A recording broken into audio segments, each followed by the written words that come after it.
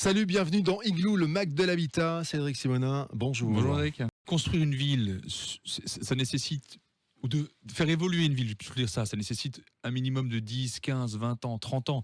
Il faut avoir une vraie vision sur le temps. Et on a une temporalité liée à notre gouvernance, qui sont des temporalités courtes. Un mandat, c'est 6 ans. Et l'objectif d'un élu, c'est d'être réélu. Donc généralement, il a une temporalité courte, avec une vision de la ville qui doit être à temps long. Il y a pas quelque chose d'antinomique là dans cette temporalité ? Oui, c'est une réflexion qui est tout à fait pertinente, les temporalités des gouvernances, qui ont engendré en fait un déni d'investissement par rapport au bien commun.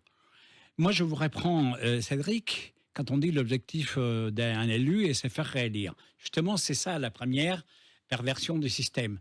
L'objectif d'un élu, c'est de servir pourquoi il était élu, d'accomplir un programme, de respecter les électeurs, de respecter le bien commun, de respecter les droits de la cité si nous parlons d'une ville, et les droits de la cité, donc c'est respecter également un certain héritage qui, au travers le temps, a permis de bâtir ce que nous avons.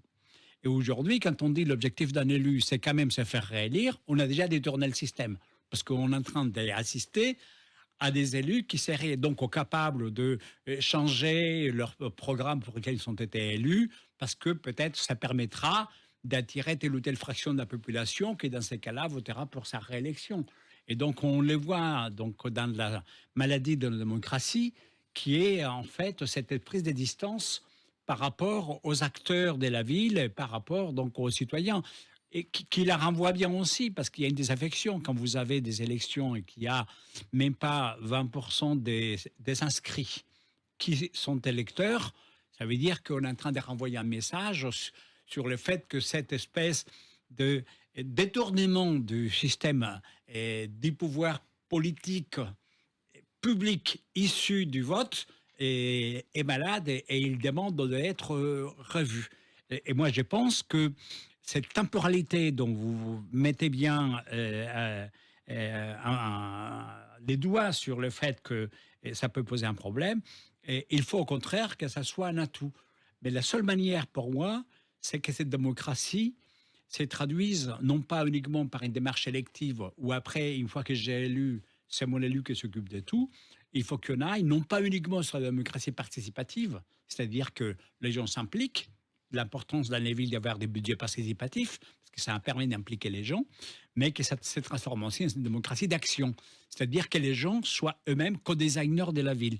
D'où l'importance de la culture urbaine, comme dirait le regretté Jaime Lerner, qui est mort il n'y a pas longtemps, donc l'ancien maire de Curitiba, qui a été vraiment à la pointe de ce qu'allait dire des aiguilles de la culture urbaine, l'urbanisme tactique, l'urbanisme temporaire, l'urbanisme de réhabilitation avec les citoyens, est-ce que tout ce qu'on appelle donc le placemaking, donc les places des poches, c'est-à-dire qu'on donne des espaces publics aux gens pour qu'ils les transforment d'une manière localisée et temporaire. Il faut réinventer, bien que ce soit un mot très galvaudé, la manière comme on vient faire participer les gens dans la vie active. Ça, c'est une thématique qu'on retrouve très souvent dans votre livre. Pour entrer là sur cette thématique, excusez-moi si j'appelle d'un concept, j'espère que le mot vous choquera pas, mais cette ville du quart d'heure. Maintenant, à celles et ceux qui nous écoutent, si vous avez expliqué simplement, en quelques mots, c'est quoi pour vous ce concept de la ville du quart d'heure ? En quoi ça a un intérêt pour les gens, ce principe-là ? Alors, je demande à celles et ceux qui nous écoutent de fermer les yeux un instant, et donc de se dire que une journée passée dans nos villes depuis les années 70, c'est une journée, quand on ferme les yeux, qu'est-ce que j'ai fait de ma journée ? Je me suis levé tôt, je suis parti travailler, et donc la moyenne, c'est 45 minutes de déplacement pendulaire, donc je traverse une ville d'un point à l'autre, les matins, je fais l'inverse l'après-midi, et ensuite je leur demande combien de personnes vous connaissez dans l'immeuble dans lequel vous habitez, et à combien de personnes vous dites bonjour, quelles sont les activités que vous faites avec tous ces gens-là, et quels sont les souvenirs donc, de la dernière animation que vous avez dans votre quartier. Et ensuite, donc toujours en fermant les yeux, vous vous rappelez, voilà, quels sont les actes d'achat que vous avez faits et qu'est-ce que et prioritaire quand vous avez à tout simplement vous prélasser et où est-ce que vous allez. Et quand je fais cet exercice-là, dans des salles remplies des gens, etc., avec des petits papiers jaunes, rouges, verts, etc., et ben 80% c'est rouge, c'est-à-dire 80% des gens n'ont pas eu une activité locale. 80% des gens ne connaissent pas les endroits où ils habitent. Ils ne connaissent pas les voisins, ils ne savent pas qui est malade. Et pour faire des activités, ils se sont toujours déplacés plus d'une demi-heure. Voilà. Donc maintenant, j'ai dit, ouvrez les yeux et rêvons les yeux ouverts, donc au Pierre Barou, le clin d'œil, puisque j'ai dit, ce n'est pas le cas vers la dernière chance, c'est une chance à saisir d'échanger nos modes de vie. Parce que finalement, j'ai dit aux auditeurs, auditrices, nous sommes complices, nous tous, d'avoir accepté l'inacceptable. Nous acceptons d'aller au mur avec un changement climatique d'origine donc anthropique. On appelle ça l'anthropocène, hein, donc depuis les années 2000, hein, quand les prix Nobel, donc et Krugman a posé ces termes-là. Donc nous sommes complices d'accepter des choses inacceptables. Mais au-delà, c'est un mode de vie que nous avons accepté. Nous avons accepté les vols les plus grands qui s'est produit dans l'histoire moderne. C'est comme si Houdini, les magiciens, est arrivé sur la ville, il aurait déployé une énorme cape rouge et il aurait dit abracadabra, enlevé, le temps est parti. Vous savez ce qu'on dit Le temps. sur On nous a volé le temps utile. dans chaque jeune, il y a dans chaque vieux, il y a un jeune qui se demande ce qui s'est passé. C'est un peu ça en fait. Voilà. Ouais. Qu'est-ce Donc, qui s'est passé justement? Voilà, on nous a volé le temps. On nous a volé le temps utile. Vous avez les Grecs. Je l'ai dit dans mon livre, ils avaient 3 temps différents qui correspondaient à 3 représentations différentes. Le chronos, les calendriers, celui des montres là, tic-tac, tic-tac, tic-tac, tic-tac. Ah putain, il faut que j'y aille. Il y avait un deuxième temps qui était donc les kairos. Les kairos, vous savez, c'est un éphève chauve avec une longue touffe. C'est pour ça qu'on dit saisir une opportunité en français. Ouais, c'est ça. Parce que quand on est prêt dans l'acte de création, quand on est prêt à se transcender, à ce moment-là, donc on appelle ça l'acte créatif, les kairos, c'est ça. Et donc on dit saisir l'opportunité parce que ça veut dire que on prend la touffe de cet éphève qui a des ailes et il nous emporte avec lui. Donc la créativité, c'est pour ça qu'on dit saisir une opportunité. Et Ouais, que mais pour saisir le kairos, il faut avoir une conscience qu'on n'a plus. Et on l'a perdu. Et le troisième, c'est l'aïon.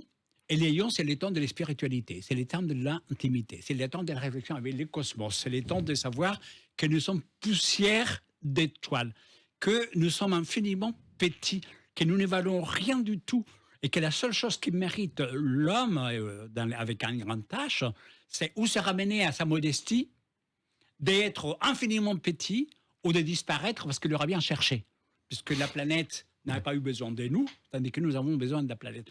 Mais on a perdu le temps utile. Donc, Houdini est passé, Kairos disparu, Aion disparu, on est resté avec les chronos, tout le monde avec une montre attachée, hop, et on y va. Et j'ai décrit dans mon livre comment ces processus du vol du temps s'est produit donc par le taylorisme, qui est venu imposer les bureaux de méthode, et comme dit, et donc je l'ai dit dans mon bouquin, la révolution industrielle, quand on dit pareil, les papiers jaunes, les papiers verts, les papiers rouges, la réunion industrielle, tout le monde dit c'est la machine à vapeur, c'est le moteur.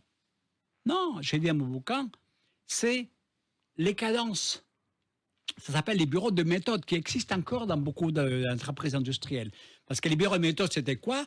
C'était les ingénieurs qui décidaient les gestes que chaque opérateur devait accomplir dans son poste de L'état travail. moderne de Charlie Chaplin. Et il était cadencé, l'état moderne. Ça, ouais. Et ça, c'est la mesure du temps. Et c'est ça qui a été l'invention la plus importante qui a transformé nos vies. Donc, on est devenu prisonnier du temps. Et donc, on nous a dit, de toute manière, c'est pas grave, puisque maintenant, on est rentré dans un monde de production, de consommation. Le productivisme est arrivé. Donc, l'industrialisation est arrivée. Et on nous a vendu le fait que c'était pas grave à l'endroit où on était, parce que la technologie viendra toujours à notre secours.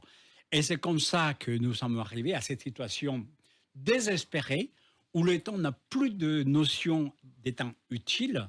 Nous sommes donc esclaves d'un temps qu'il y a un temps de production, un temps de consommation, et donc on ne sait plus. Voilà. Donc la ville du quart d'heure, c'est des réflexions en profondeur autour du temps, la manière comme dans nos villes le temps a disparu.